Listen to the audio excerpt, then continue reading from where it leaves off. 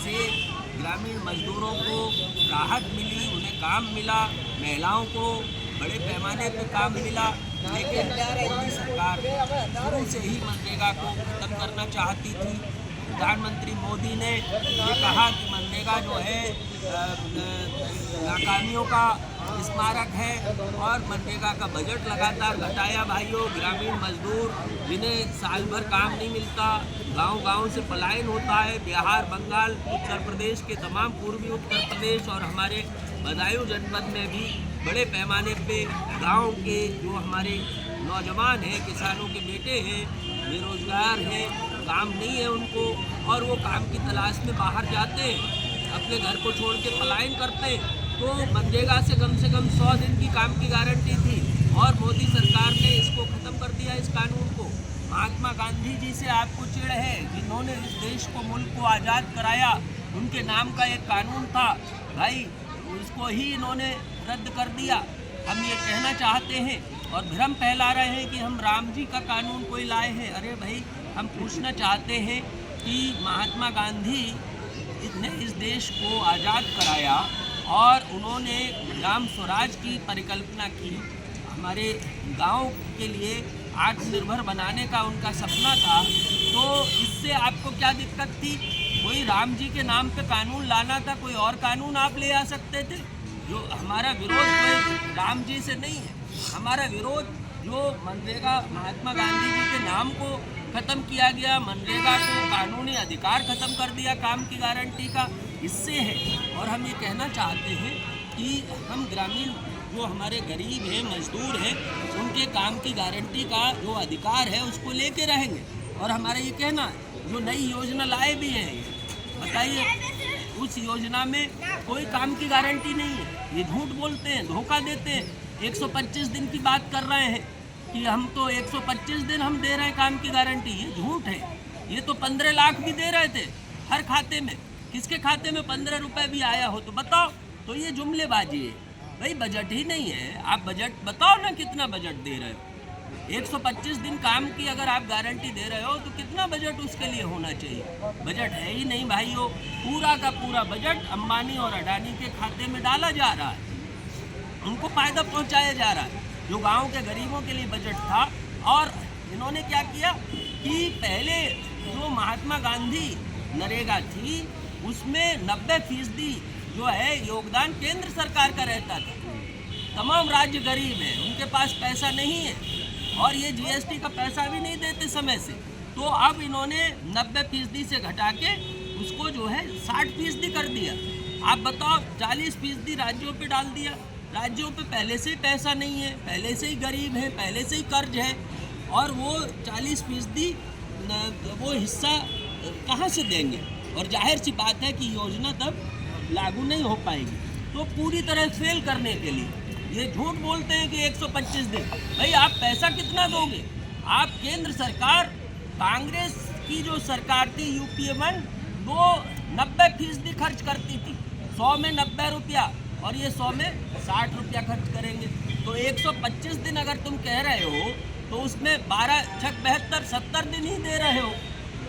भाई, कांग्रेस 90 दिन दे रही थी, 10 दिन गाँव राज्य सरकारें देती, 90% हमारी सरकारें दे रही थी। आप जो कर रहे हो 60% आपने कर दिया, तो आपने काम की गारंटी का पैसा ही घटा दिया है। तो जाहिर सी बात है कि लोगों को कितने दिन काम मिलेगा जो पैसा आप दे रहे हो? तमाम आपने अधिकार घटा दिए, जो गांव के हमारी ग्राम पंचायतों के अधिकार घटा दिए। जो संविधान ने गांव को अधिकार दिए, ग्राम पंचायतों को, ग्राम सभा को, वो हटा दिए। अब केंद्र सरकार तय करेगी किस गांव में नरेगा चलानी है, किस गांव में योजना चलानी है, ये केंद्र सरकार तय करेगी भाइयों। तो ये कुल मिला के ये हमारा विरोध कोई क्रांति को लेके नहीं है।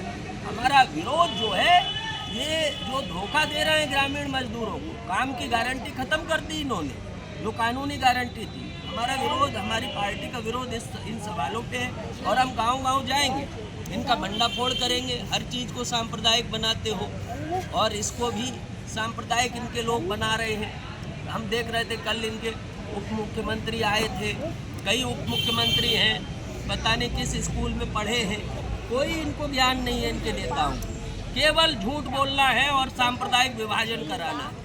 भाई राम जी के नाम से हमारा कोई विरोध थोड़ी है, आप कोई और योजना राम जी के नाम पे चला लो और उनका ही क्या भला कर रहे हो। हम पूछना चाहते हैं कि पूरा देश के अंदर जो हालात पैदा कर रहे हो, क्या जो ग्रामीण मजदूर हैं क्या वो हिंदू नहीं है?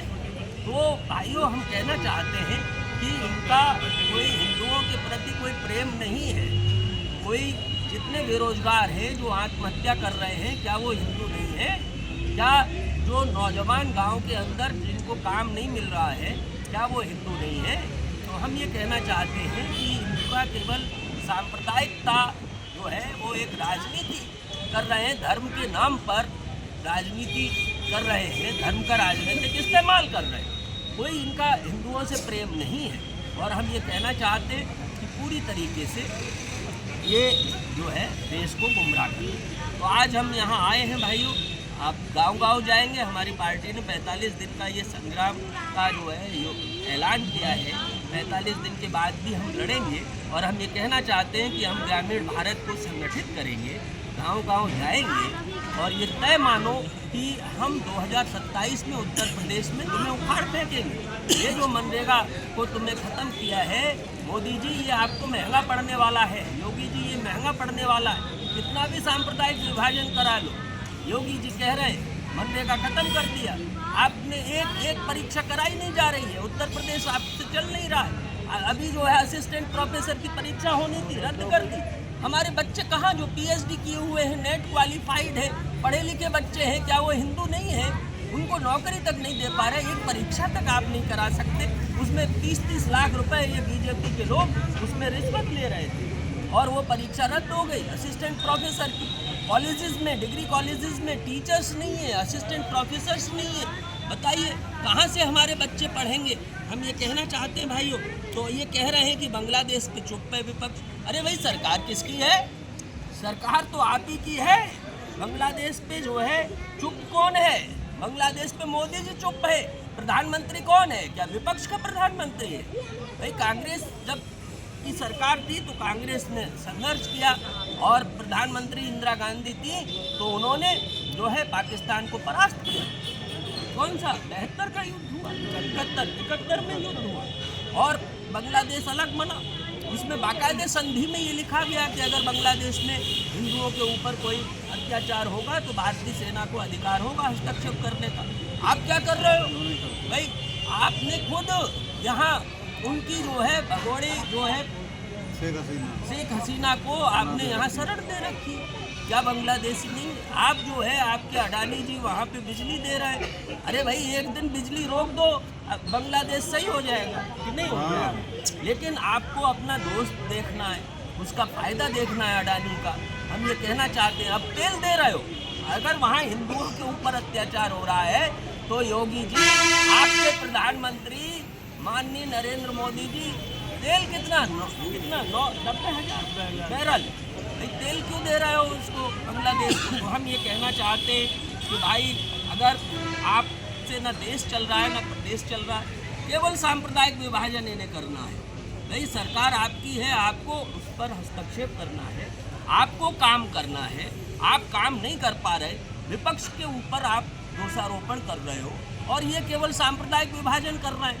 इन पुतले फूकने चाहिए तो प्रधानमंत्री मोदी के फूकने चाहिए कि वो जो है वहाँ पे आवाज़ नहीं उठा पा रहे, बांग्लादेश के ऊपर जो है कोई नकेल नहीं कस पा रहा है। तो भाइयों हम कहना चाहते हैं कि अब ये जो इनका जो है सांप्रदायिक विभाजन का, देश को तोड़ने का, भाई से भाई को लड़ाने का जो एजेंडा है अब चलने वाला नहीं है। ये अच्छी तरह समझ गए। उत्तर प्रदेश में 2024 में इंडिया गठबंधन ने, राहुल गांधी और अखिलेश यादव ने इनकी हवा निकाल दी है और ये जानते हैं कि आने वाले दिनों में 27 में इनकी सरकार जाने वाली है और इसलिए ये जो है लगातार सांप्रदायिक विभाजन उत्तर प्रदेश में कर रहे हैं। नरेगा को भी ख़त्म करने की ये पूरी जो साजिश है, हम इसको सफल नहीं होने देंगे। ग्रामीण भारत को हम गोलबंद करेंगे, गांव-गांव जाएंगे, हम चौपाले गांव में लगाएंगे और हम ये कहना चाहते हैं कि आने वाले दिनों में हम भाजपा को ज़मीन से उखाड़ के फेंक देंगे। तो मैं ये कहना चाहता हूँ कि कि ये सरकार पूरी तरह मजदूर विरोधी है, किसान विरोधी है, नौजवान विरोधी है। किसानों को खाद नहीं दे पाई, DAP यूरिया की हर जगह किल्लत है और इन्हीं के लोग ब्लैक मार्केटिंग कर रहे हैं, काला बाजारी कर रहे हैं। किसान को यूरिया नहीं मिल पा रहा है। तो भाइयों, हमारे बीच में तमाम कांग्रेस के नेतागण आए हुए हैं। जिला कांग्रेस कमेटी के हमारे जिला उपाध्यक्ष, संगठन प्रभारी भाई वफाती मियाँ मौजूद हैं। जिला महासचिव हमारे आलोक सिंह, जिला महासचिव हमारे भाई सलीम अंसारी, बन्ने मियाँ भाई, हमारे जिला सचिव राजीव पटेल साहब और हमारे जिला सचिव अहमद अमजदी साहब हैं और जिला हमारे सलारपुर ब्लॉक अध्यक्ष हमारे जावेद बद्दी साहब हैं। जिला सचिव हमारे मोरध्वज लोधी भाई आ चुके हैं और हमारी युवाओं की बड़ी टीम जो यहाँ आई है, यूथ फॉर इंडिया अभियान जो हम लोगों ने शुरू किया है, उसके जिला कोऑर्डिनेटर हमारे ओमवीर दत्ता, अखिलेश यादव और जिला हमारे सोशल मीडिया जिला अध्यक्ष नवनीत भाई यहाँ पे मौजूद हैं और हमारे जो है रईस भाई मौजूद हैं, रईस कारोकी जी और अखिलेश यादव जी जो हमारे जो है संविदा कर्मचारियों के नेता हैं वो मौजूद हैं, सर्वेश भाई, तमाम हमारे युवा भी आए हुए हैं, वो भी अपनी बातचीत यहाँ रखेंगे। और मैं चाहूँगा कि हमारे जो है भाई जिला उपाध्यक्ष वफाती मियाँ भाई अपनी बात रखें। धन्यवाद अध्यक्ष जी। आज हम लोग जो अम्बेडकर पार्क बदायूं में एक दिवसीय उपवास पर बैठे हुए हैं, ये सरकार की तानाशाही रवैया से जो मनरेगा का नाम इन्होंने बदल दिया, उसमें कई चेंजिंगें की हैं। इसके विरोध में हमारा पूरे देश में कांग्रेस पार्टी धरना प्रदर्शन और इसका विरोध कर रही है। और क्यों ना करे, क्योंकि ये ग्रामीण अर्थव्यवस्था पर इनका हमला है। वहाँ पर जो है हमारा जो नरेगा का जो मेन फोकस था वो ग्रामीणों क्षेत्रों में था। वहाँ के नौजवान, महिलाएं और छोटे लघु किसान इसका फ़ायदा उठा रहे थे। सरकार ने हमेशा नाम बदलने की ही योजनाएं अपनी बनाने में अपनी पीठ थपथपाई है। नाम बदलने से कोई विकास नहीं होता। अगर आपको विकास करना था, आपको नाम बदलना था, तो कोई दूसरी योजना ले आते। महात्मा गांधी राष्ट्रीय ग्रामीण गारंटी योजना ही नहीं बल्कि ये कानून था कि हर ग्रामीण क्षेत्र के उस नौजवान को 100 दिन का रोजगार देने की गारंटी थी और रोजगार ना मिलने पर बेरोजगारी भत्ते का प्रावधान था। इस योजना से तमाम तरह के काम गाँव में किए जाते थे, चाहे तालाब का काम हो, चाहे वनीकरण का काम हो, चाहे खेत का लेबरल का काम हो, तमाम ऐसे काम किए जाते थे जिससे कि ग्रामीण क्षेत्र की अर्थव्यवस्था जो है पूरी पटरी पर चली रहती थी। डॉक्टर मनमोहन सिंह की सरकार ने ये बड़ा सोच समझकर कानून बनाया था और इससे काफ़ी लोगों को फ़ायदा हुआ था। ये सरकार तभी से ये कानून चुभ रहा था उन्हें कि इसमें महात्मा गांधी का नाम कैसे जुड़ा है, और महात्मा गांधी को नाम को पीछे करने के लिए इन्होंने इसमें योजनाओं में बदलाव किया है और बदलाव के जरिए इसको ये पूरा ख़त्म करना चाहते हैं। साथियों, जितनी भी योजनाएं इन्होंने बनाई हैं, आज ज़्यादातर ग्रामीण और शहरी क्षेत्र के नौजवानों को, किसानों को और व्यापारियों को उन योजनाओं का नाम नहीं मालूम होगा, लेकिन कांग्रेस की बनाई हुई योजना आज भी धरातल पर काम कर रही है और जो गरीबी में लोग जी रहे हैं उनका आज भी पोषण कर रही है। चाहे वो खास सुरक्षा अधिनियम हो जो आज जो 80% ग्रामीण जो है जो 5 किलो राशन ले रही है, खास सुरक्षा अधिनियम 2013 में कांग्रेस की सरकार लेके आई और कांग्रेस अपनी ही सरकार में भूमि अधिग्रहण बिल लेके आई जिससे किसानों को ये हाईवे का उसका मुआवजा मिलता है। ये कांग्रेस की ही देन है। ITI सूचना का अधिकार अपनी ही सरकार में कांग्रेस एक ऐसा हथियार लेके आई जिससे 10 रुपये के एप्लीकेशन लगाने पर बड़े से बड़े विभाग का आप ब्यौरा ले सकते हैं। ये कांग्रेस की सरकार थी जिसने पारदर्शिता लाने का पूरा प्रयास किया और एक ये सरकारें हैं जो तमाम भ्रष्टाचार को दबाने का काम करती है। ये चंद पूंजीपतियों की सरकार है। इस सरकार में किसान परेशान है, नौजवान परेशान है, व्यापारी परेशान है और महिलाएं आज दिन अत्याचार का शिकार हो रही हैं। आप देख रहे हैं हमारे उत्तर प्रदेश में ही कितना महिलाओं पर अत्याचार हो रहा है। अभी मेरठ का एक घटना आपने देखी होगी और तमाम ऐसी लखीमपुर से लेकर तमाम ऐसी घटनाएं देखी होंगी जिस पर हमारे देश की काफ़ी त्राही बची हुई है और ये सरकार अपनी पीठ थपथपा रही है कि हम अच्छा काम कर रहे हैं। आपने जो नरेगा में बदलाव किया है ये निश्चित तौर पर आपको इसका सबक आपको मिलेगा। नौजवान अगर भड़का तो ये सड़क पर आ जाएगा। इससे काफ़ी लोग जुड़े हुए हैं, इससे रोजगार सेवक जुड़े हुए हैं, इससे टीए जुड़े हुए थे, इससे एपीओ जुड़े हुए थे और इससे ग्रामीण क्षेत्र में हर गांव में 100, 200, 500 इसके नरेगा के मजदूर थे। आज सब खाली हाथ पर हाथ धरे बैठे हैं और आपने ये इसको ख़त्म करके इसका नाम बदलकर अच्छा नहीं किया है। इसका खमियाजा आपको 2027 में भुगतना पड़ेगा। कांग्रेस पार्टी हर उस गरीब के, किसान के, मजदूर के, व्यापारी के, नौजवान के साथ खड़ी है जिसके साथ जुल्म और अत्याचार हो रहा है। राहुल गांधी और पूरी कांग्रेस उसके साथ खड़ी रहेगी। धन्यवाद। इनकलाब जिंदाबाद, जिंदाबाद जिंदाबाद, कांग्रेस पार्टी जिंदाबाद, जिंदाबाद जिंदाबाद। राहुल प्रियंका संघर्ष करो, हम तुम्हारे साथ हैं। राहुल गांधी जिंदाबाद, जिंदाबाद जिंदाबाद। मोदी सरकार होश में आओ, होश में आओ, होश में आओ। काम की गारंटी देनी होगी, देनी होगी।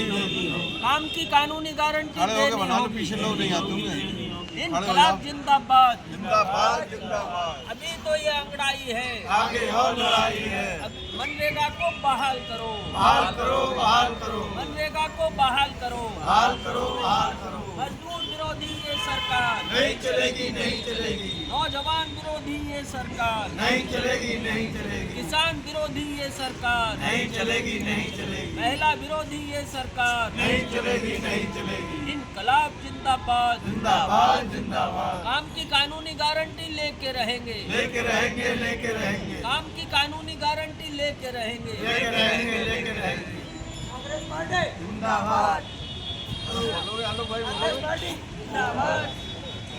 आप लोगों ने सब कह दिया। थोड़ा बहुत बंदे भाई भाई तो बोलोगे? भाइयों, भाई बोलवा। अरे सबको कह दिया, हम बचा क्या बोलूं से आए थोड़ा सा बोलो। भाइयों, ये हमारा उपवास आज 1 दिवसीय था और 1 दिन का उपवास हमारा चलेगा और हम लोग जो है गांव-गांव जाएंगे भाइयों, जैसा हमारी पार्टी का निर्देश है।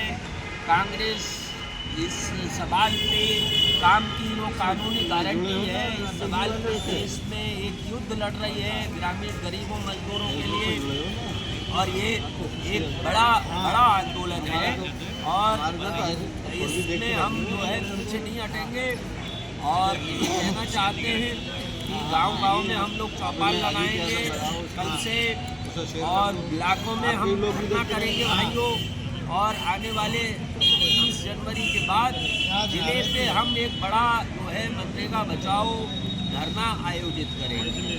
तो उसकी तारीख हम जल्दी ही हम जिला कांग्रेस कमेटी में निर्णय लेके ऐलान करेंगे। 30 जनवरी से 6 फरवरी के बीच में हमें करना है। तो ये जो हमारा ऐलान हुआ उसके बाद जो है प्रदेश स्तर पे रैलियों की योजना है।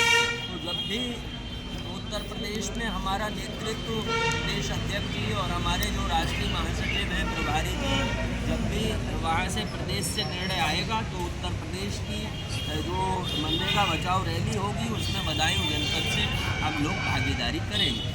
तो अब ये कहना चाहते हैं कि ये संघर्ष चलेगा और 2027 में हम जो है बीजेपी की हवा निकालने का काम करेंगे गाँव-गाँव में और उसके बाद 2029 में देश से ये जो बोझ है बीजेपी सरकार का, इस बोझ से मुक्त करा देंगे देश को। ये हम कहना चाहते हैं।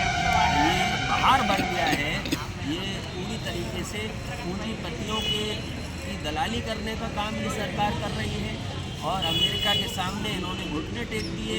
हमारे देश की जो संप्रभुता है, स्वाभिमान है, उसको अमेरिका के सामने इन्होंने गिरवी रख दिया और जो वहाँ के राष्ट्रपति ट्रंप लगातार हमें धमकी देते हैं, अमेरिका धमकी देता है और हमारे प्रधानमंत्री बोल नहीं पाता, एक शब्द नहीं बोल पाता।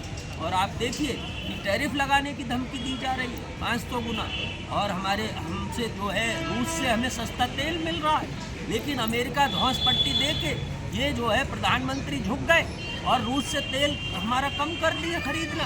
बताओ, जब सस्ता तेल जहाँ से हमें मिलेगा वहाँ से खरीदने में क्या दिक्कत है? बीजेपी के लोगों से हम पूछना चाहते हैं, तुम देश का नुकसान कर रहे हो। हमें सस्ता तेल मिल रहा है, जनता को सस्ता तेल मिलेगा तो देश को फायदा होगा। रूस से हम अमेरिका के दबाव में तुम्हारी सरकार जो भाजपाइयों तुम्हारी सरकार ने घुटने टेक दिए अमेरिका के सामने। तुम्हारे प्रधानमंत्री मोदी ने जो ट्रंप के सामने घुटने टेक दिए और तुम धोखा दे रहे हो देश को। हम ये कहना चाहते हैं कि तुम्हारी रीढ़ की हड्डी जिसमें दम नहीं है। ये हम कहना चाहते हैं, आरएसएस ने हमेशा गद्दारी की है, दलाली की है। आरएसएस जो इनका जो है मात्र संगठन है, देश की आज़ादी की लड़ाई में इन्होंने अंग्रेज़ों की गुलामी की, अंग्रेज़ों की दलाली की, और अब आज़ाद भारत में इन्होंने धर्म के नाम पे लोगों को गुमराह करके सरकार बना ली है। तो अब ये अमेरिका की गुलामी कर रहे हैं। बताओ, इन्हें भैया दलाली करनी है, इन्हें देश के साथ गद्दारी ही करनी है। हम पूछना चाहते हैं, आरएसएस के लोग बड़ा स्वदेशी की बात करते हैं। हम पूछना चाहते हैं, अब तो तुम्हारी सरकार बन गई है, क्यों राफेल लेते हो फ्रांस से? भाई स्वदेशी में तुमने क्या किया? 10 साल तो तुम्हारी सरकार है, 10 साल से तीसरी बार मोदी जी प्रधानमंत्री हैं। तो ये केवल भाइयों इनका ढकोसला है। इनके पास देश चलाने की कोई योजना नहीं, इनके पास अर्थव्यवस्था चलाने की कोई योजना नहीं है। आप बताओ, किसान को जो है खाद बीज नहीं मिल रहा है, तुम कैसे देश चला रहे हो? नौजवान को काम नहीं मिल रहा, नौकरी नहीं मिल रही है। हम ये कहना चाहते हैं कि इन्होंने लैटरल एंट्री कर दी, सब बिना परीक्षा दिए IAS बना रहे हो, सचिव बना रहे हो। बताओ, सचिवालय में, और वो आरएसएस के लोगों को भर्ती कर रहे हो। जितने वाइस चांसलर है, वाइस चांसलर जो है तुम आरएसएस के लोगों को बना रहे हो। क्या मेरिट है उनकी? सब एक कुछ खास बिरादरी के लोगों को तुमने कुलपति में भर्ती कर दिया है। अडानी अंबानी के लोगों को तुम जो है सचिव बना रहे हो, सेक्रेटरी लेवल पे IAS की सीधी एंट्री दे रहे हो। जो हमारे योग्य बच्चे हैं, जो किसान मजदूर के बेटे जो पढ़ लिख के IAS PCS बनने का सपना देखते थे, वो उनके सपनों के साथ तुम कुटाराघात कर रहे हो। हम ये कहना चाहते हैं, लैटरल एंट्री से भाई कौन सी योग्यता है, कौन सा पैमाना है? कोई परीक्षा नहीं, ना खाता ना बही, जो मोदी जी कहें वही सही। ये तुम चला रहे हो। भाई ये बताओ कि कौन सी परीक्षा पास करके तुम जो है उनको IAS बना रहे हो, उनको जो है जगह दे रहे हो सचिवालय में। और जाहिर सी बात है कि अयोग्य लोग पहुंच रहे हैं, अंबानी अडानी और पूंजीपतियों के लोग वहां पहुंच रहे हैं सचिवालय में, और वहां से पॉलिसी अंबानी और अडानी के पक्ष में बन गई है। जो उनकी कंपनियों में काम कर चुके लोग हैं, उनको तुम जो है भारत सरकार चलवा रहे हो उनसे। तो भाइयों, ये जो सरकार है आरएसएस और बीजेपी की, ये मोदी जी तो एक जो है भाइयों ऊपर से मुखौटा है, पीछे अंबानी और अडानी इस सरकार को चला रहे हैं भाइयों। तो मैं ये कहना चाहता हूँ कि पूरी तरीके से देश को बेच रहे हैं। जल जंगल जमीन, रेल हो, बैंक हो, सारी चीज़ें जो है इन्होंने निजीकरण कर दिया, नौकरी ख़त्म कर दी। तो इसके खिलाफ हमारा संघर्ष जारी रहेगा भाइयों, और ये हम गांव-गांव इस संघर्ष को लेके जाएंगे। कांग्रेस ही इस मुल्क को बचा सकती है। देखिए, जिस तरह से कांग्रेस ने मुल्क की आज़ादी के लिए संघर्ष किया, उस समय की सुपर पावर थी अंग्रेज़। उस समय क्या ब्रिटानिया हुकूमत जो थी, वो उसका सूरज अस्त नहीं होता था, पूरी दुनिया पे उनका राज था। कांग्रेस के हमारे नेताओं में इतना दम था कि उन्होंने उस सुपर पावर से टक्कर ली और उनको यहाँ से भगा दिया, देश को आज़ाद कराया, कुर्बानियाँ दी, जेलों में यातनाएं सही, और जेल गए, लाठियाँ खाई। और आप ये समझिए, महात्मा गांधी ने एक नया रास्ता दिखाया सत्याग्रह का, शांतिपूर्ण, जो प्रतिरोध का रास्ता दिखाया, जो अहिंसा का रास्ता दिखाया, मुल्क को आज़ाद कराया। और ये हम कहना चाहते हैं कि आज भी हम कांग्रेस ही इस मुल्क को बचा सकती है। और इसलिए हम देश के तमाम नागरिकों से कहना चाहेंगे, जो संविधान और लोकतंत्र को में यकीन रखते हैं, अगर आपको मुल्क को बचाना है, संविधान और लोकतंत्र को बचाना है, तो आप जो है कांग्रेस के साथ आइए। कांग्रेस से बड़ा प्लेटफॉर्म और कुछ नहीं हो सकता। यहाँ पर आप बहस करिए कैसे कांग्रेस चलनी चाहिए। राहुल गांधी तो इस बात को कहते हैं, तमाम गरीबों में जाते हैं, किसानों के अंदर के बीच में जाते हैं, कुलियों के बीच में जाते हैं। तो आप सारे लोग जो है कांग्रेस से जुड़िए, ये हम कहना चाहते हैं, जिससे कि ये लोकतंत्र और संविधान को बचाने का संघर्ष आगे बढ़ सके। बहुत बहुत धन्यवाद। इनकलाब जिंदाबाद, जिंदाबाद जिंदाबाद। राहुल तुम संघर्ष करो, हम तुम्हारे साथ हैं। राहुल गांधी जिंदाबाद, जिंदाबाद जिंदाबाद। प्रियंका गांधी जिंदाबाद, जिंदाबाद जिंदाबाद। अभी तो ये अंगड़ाई है, आगे और लड़ाई है। बस। खड़े होके बस सतरुल भाई लाइव आप खत्म कर दो।